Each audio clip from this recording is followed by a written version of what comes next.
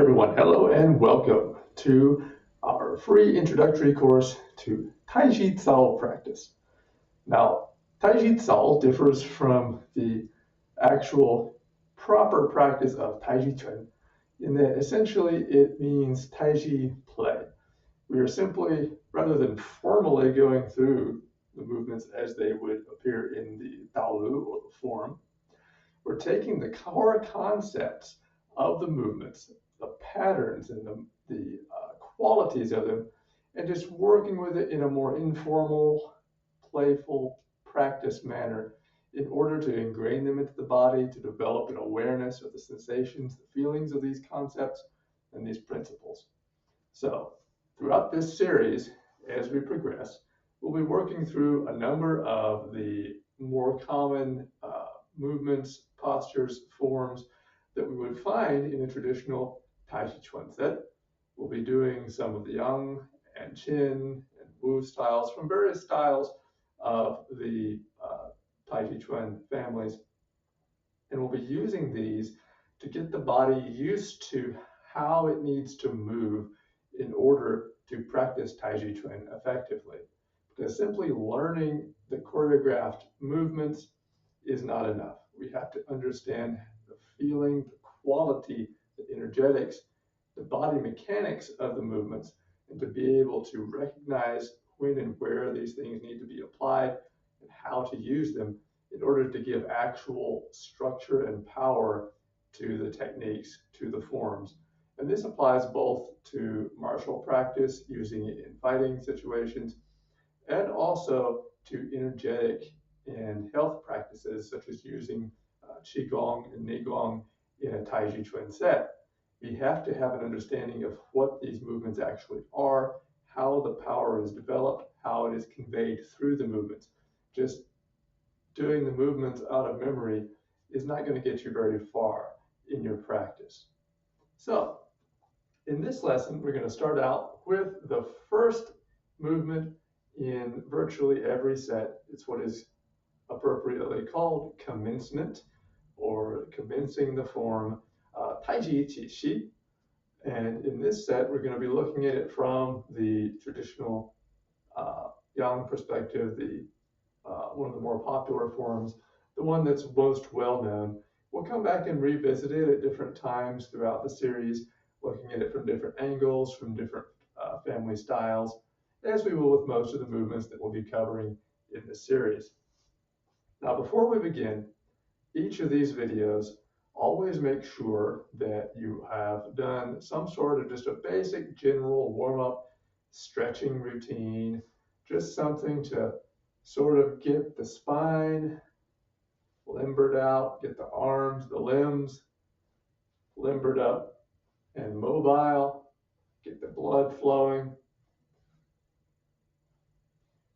get the knees, the legs, the ankles, hips, back, arms, everything just moving. Shake out any tension, stress, and get the blood flowing. Your practice will be easier and better as you do so.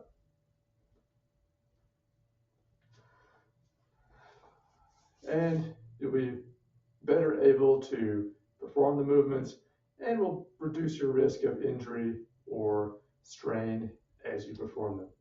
Always, throughout all the movements that we're going to be getting into, make sure that you only go as far as you're able. Don't try to push yourself further than you're comfortable doing. Always go up to your edge of comfort. Don't go beyond it. The ability to continue with the movements and do them progressively more, engage yourself more in them, perform more complicated movements, will come as you practice. But there's no value in pushing yourself too hard too soon. So to start with the commencement, start with the feet together. In this form, they'll just be going straight forward.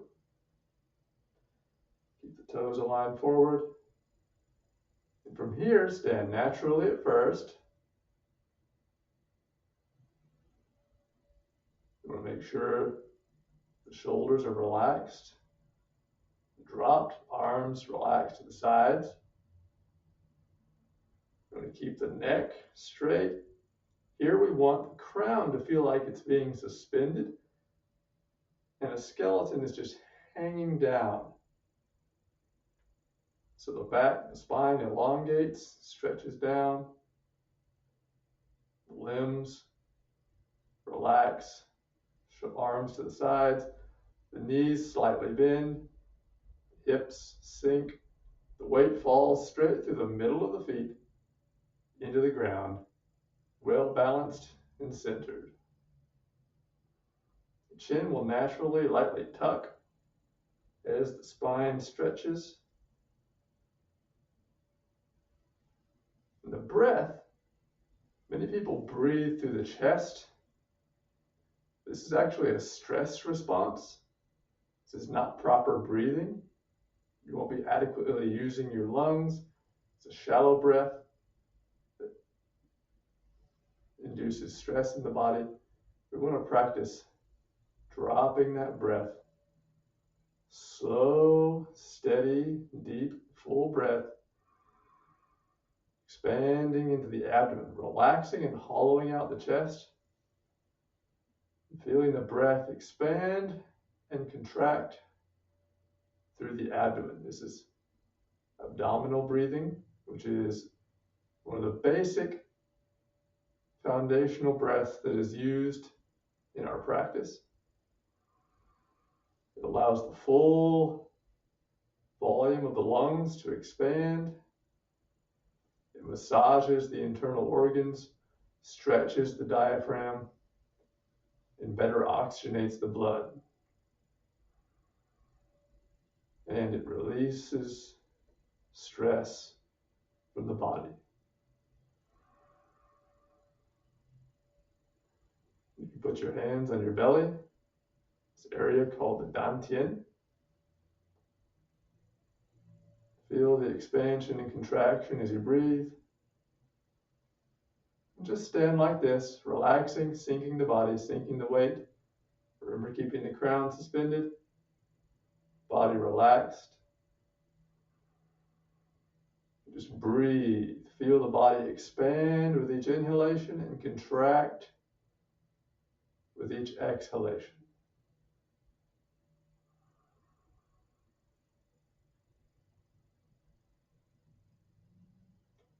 Now, once we've settled down and relaxed into this position for a few minutes, take as long as you like. We'll let the arms relax to the sides again. And now, to begin the movement, we want to allow the weight to shift and sink straight down through the right foot into the ground so that we can bring the left foot up empty. And it simply steps out to about a hip width distance. And then we set the heel down slowly and then rise up and transition the weight to center before sinking back down through both feet. So this is a very important starting point for the practice.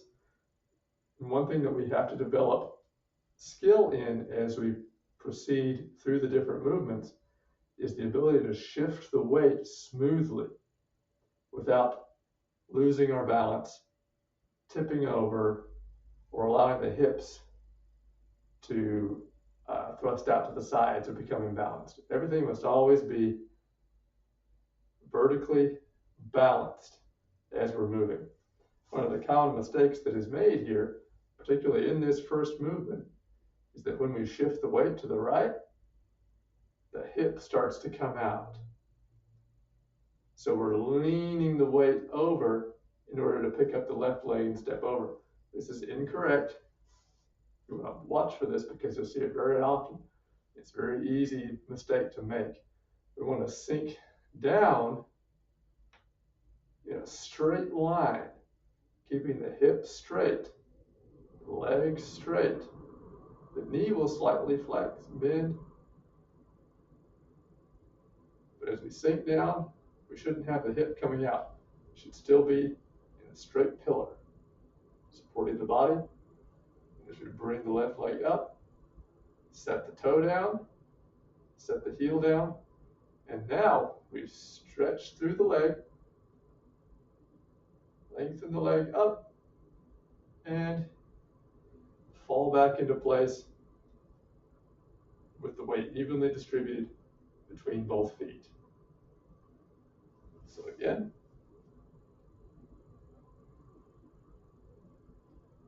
sink into the right foot, straight down through the center of the foot. Keep the leg, the hip, torso aligned. Step up, set the toe down, set the heel down, stretch up through the leg, through the right leg, over to center, and settle back down, allowing the hips to drop again, the weight to sink evenly through the center of both feet. Here, you can be hip width apart, slightly wider, no wider than shoulder width. Hip width is good. Whatever is comfortable for you, we relax and we sink. And here again, we stop and we breathe. As you breathe, you want to feel this expansion coming through the body, this expansive feeling, almost like you're swelling up like a balloon with the breath. Notice the arms are slightly out, they're not collapsed into the body. You'll often hear it said that you want to feel like there's a tennis ball underneath the arm. This doesn't mean you want to engage the shoulders and actually hold the arms out. We want to keep relaxed. We don't want to use the muscles here or tense the muscles. Stay relaxed, sink. But the idea is that when you breathe and you feel this expansion in the body, the arms will naturally come out just like they're being inflated, like there's a ball between them. This is called Pang Jin, one of the 8 jins. This must be present in all forms at all times. This is one of the foundational energies, body mechanic concepts that gives the practice its power. This round, inflated ball-like power that allows the body to be able to move in spirals, circles, to be able to receive and deflect energy, to be able to project energy and move it through the body. So it's very important to always have this expanded Pang energy and never allow the body to collapse inward. Because here we lose our power, we lose the flow of energy. Qi will not flow. Breathe, settle, here again. Crown suspended, the skeleton hangs, relaxes, just like one of those anatomy skeletons in biology class. Now from here, the opening movement, bring the arms up to about shoulder height, and then back down again. Very simple. Waving of the arms. Very common, very simple movement, but very often done incorrectly. Because you'll often hear it said, you want it to be like there's a string or a thread pulling the arm up so that you can relax the shoulder, relax the elbow, just feel like the wrist is being suspended by a thread. It is correct. We don't want to use muscular force. We're not tensing muscles in Tai Chi practice. We're relaxing and stretching through the fascia, the tendons, the ligaments, allowing the muscles to relax as much as possible as we do this. So we don't want to physically tense the muscles and move the arm like this. The arms are never going to just move around like this by themselves. There's always a force behind it moving it from the core of the body here, from the dantian, from the hips, the legs, the ground. The lower body is always driving all of our movements. The arms just go along with the motion. We don't ever want to just move the arms by themselves. This disconnects our power. So, arms come up, but as they do, what's actually moving them up is the weight of the body sinking down. Now, you can do this, you can exaggerate this, where you can obviously see it, and this is fine to do as you're practicing, as you want to get a feel for what the movement feels like. But when you do it at higher levels, you want to do it to where it's almost imperceptible visually. It's entirely an internal process that's happening. But the arms come up because the body, the weight is rooting down and supporting and rising up through the arms.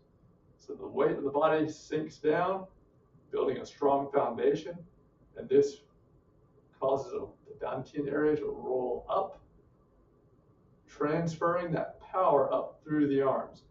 So this is the concept of yin and yang, which we see in all Taiji practice.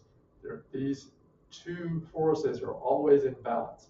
Nothing ever goes one way without also being anchored the other way. Everything is always in this yin and yang polarity. As yang rises, expands, and advances, yin is always balancing it by sinking, contracting, and receding.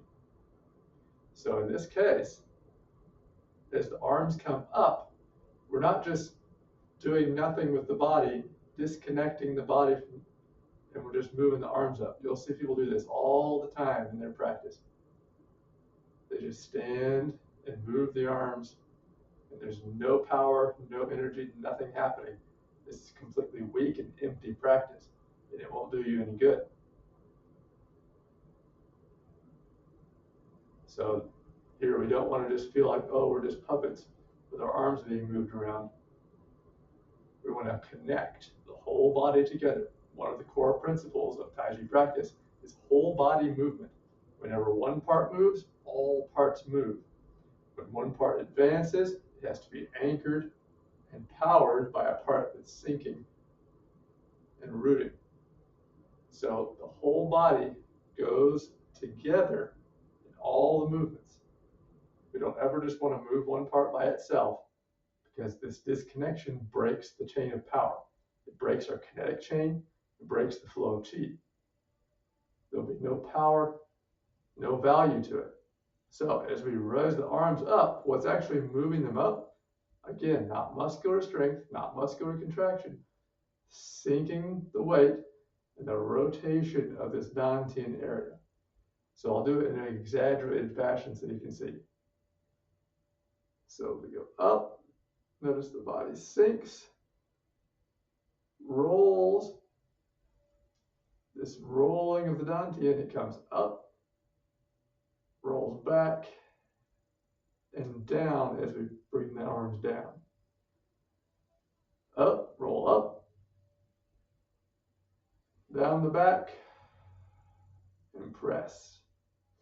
So as we come up, we're being supported by the structure, the sinking, the foundation of the body here.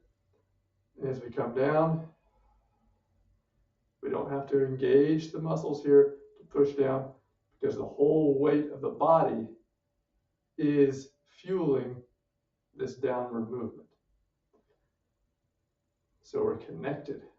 The arms are moving because the body is rooted, the legs are strong, rooted into the ground, and that power is channeling through the dantian, rolling this ball. So the arms go up and down. Now, with all that explained, let's go ahead and get some practice going here. Go ahead and go back to your starting point. Relax, breathe, sink. Sink into the right foot. Remember, straight down. Don't let the hips move out. weight up. Touch the toe to the ground first. Then drop the heel to the ground. Stretch up. Extend the knee. And when you get to center, allow the knees to flex, the body to sink back down. Here we start. Breathe, relax, sink. Make sure you got that expansive pang in the body. Arms rise as the weight sinks. Remember, it's okay to do this in a larger, more visual way at first as you start to get the feel for it. But gradually you want to develop it more and more subtle, more and more internal. Up, relax the shoulders, relax the arms. No strength, no power there. No tension. Use the weight of the body, the power generated through the legs and through the waist to the dantian to move the arms. Inhale up. Exhale down. Inhale up. Exhale down. You'll start to get the feeling there's a spiraling up and down through the belly here, through the spine. So you rotate the dantian and move the spine, transferring that power from the legs, from the ground, up through the torso, through the arms, and into the hands. This way we're able to generate power and have a stable foundation without having to tense the body.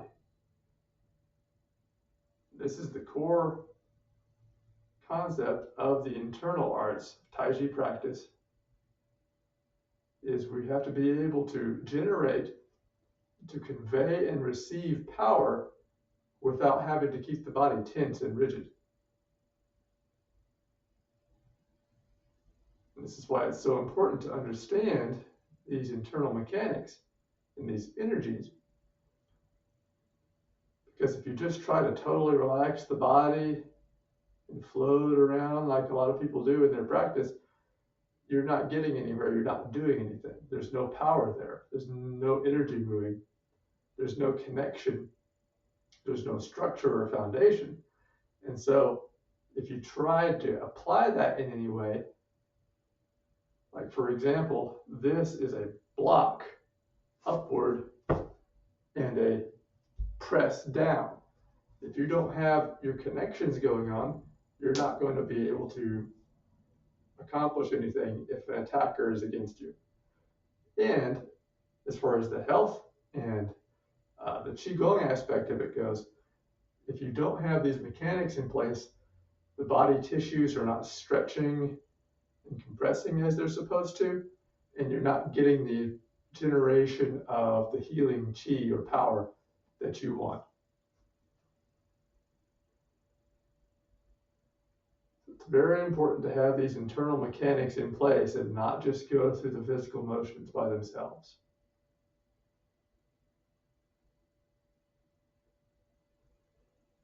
So we circle up.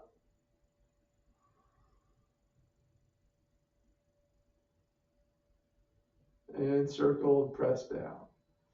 It's okay as you do this.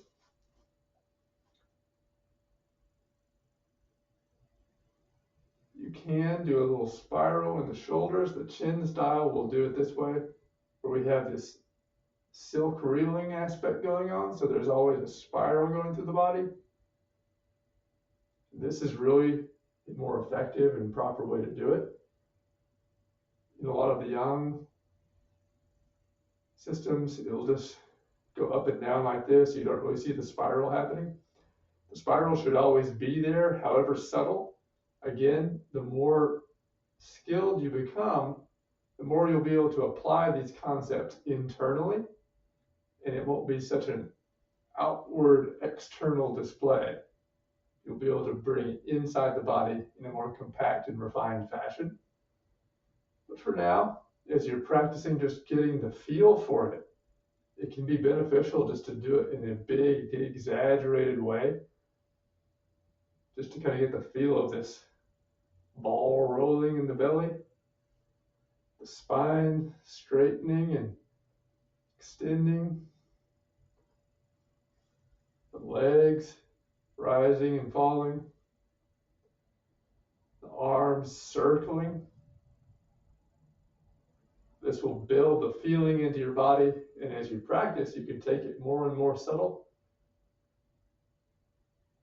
to where you can't see it very well visually, but it's happening on the inside.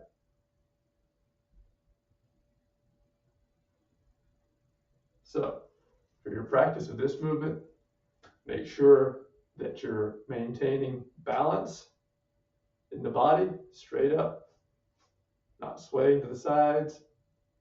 Make sure that you're relaxed, releasing tension, not just tensing and moving the arms like you see a lot of people do. There's no value there. Keep the upper and lower bodies connected. Stay rooted and grounded, and allow the waves and spirals to flow through the body. When you maintain this whole body movement and this connection throughout all of your body, through the ground, channeling the power through the waist to the dantian and to the spine, you'll notice you get a lot more benefit from the practice. You'll really start to feel the movement of the energy. You'll start to engage the tissues, start to feel the exercise of fascia and the muscles, tendons and ligaments. The internal organs will be massaged, and you'll get greater benefits from your practice. So this is an introduction to the first movement of pretty much all the forms, which is the commencement. Again, we'll come back and revisit it throughout the series, refining, adding more concepts to it. Go ahead and practice with this for now, and we'll see you in the next lesson.